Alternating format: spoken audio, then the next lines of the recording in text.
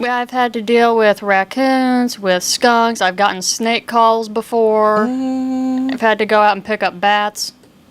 Bats? That has been interesting. Not many of them, but yeah, I've had to go and one day I had to pick some bats out of a tree. Another day there was one crawling. I think they said it was on the ground in front of their house, and had to take those over to the vet to make sure that they weren't rabid. So I guess you do work closely with some veterinarians here. We do. And they've helped us out a lot. Well, what happens when, let's say you pick up, I know you have our animal shelter, and you pick up, let's say, a stray cat or stray dog in a neighborhood. Do you attempt to find its owner? That's the first thing that we try to do, is we try to knock on doors and find out who the dog belongs to. We try to get them home, because we try to give the dog every chance on the face of the earth before it has to come into our shelter. We will get in contact with people. We will try everything we can. If it seems that we can't find the owner, or the dog doesn't have one, it's just a stray, then we'll try to get it adopted out and into a good family. Do you have a pretty good adoption rate out of our shelter? So far, yes. I tried to keep it that way. So what about the process of adoption? How does that work for folks here? Well, adoption is free. Let me just throw that out there. Basically, if you just come out to the shelter, see a dog that you like, we'll have you fill out an adoption form. We'll go through all of it with you, and we'll explain everything. If you sign your name, the dog is yours. We also have a great deal with a lot of the vets out here, that if you go and you show the adoption form to them, then you can get a discount on spay, neuter, shots, and worm. So that way you can just get it all done in one go and don't have to worry about it anymore. So many of these animals make really wonderful lifetime pets. They do.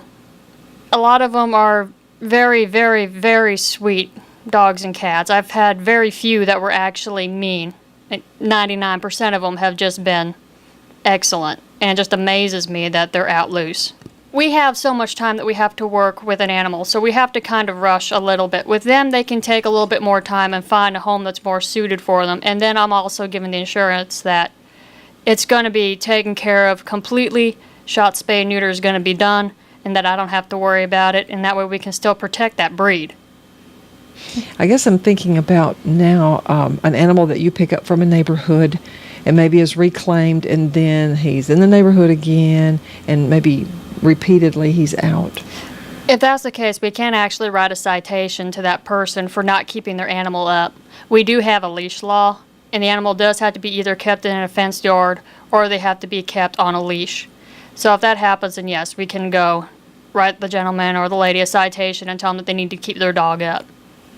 And we can repeatedly do that every time the dog is out. What about this is about dogs that appear vicious, but they're on their own property and they really can't come past their fence, but they are pretty scary. Do you get reports of that? I do.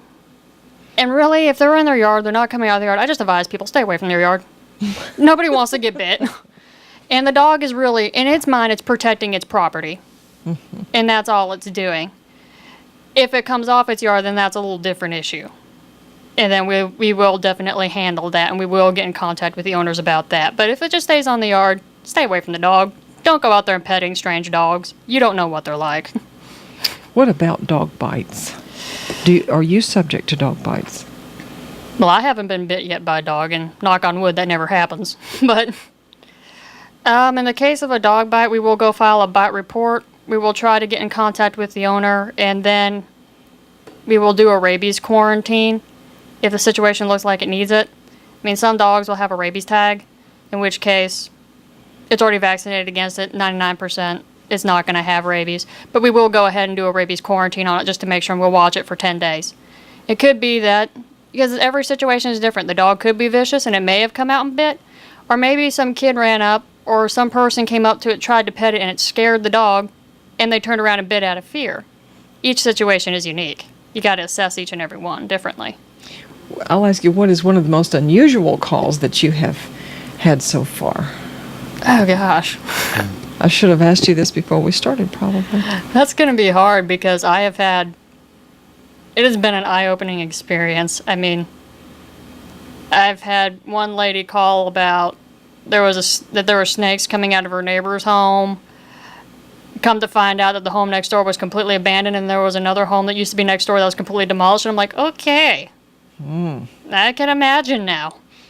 Well, animals now, those who are maybe forced closer into the confines of town because of habitat removal, they got to find some place to go and hide and live. And that's true, and that's when we try, if it's, say, like a raccoon or a skunk, we will try to trap them, and then we'll take them back out to the country where they can hopefully stay away from town and live the rest of their days out in the country where they're supposed to.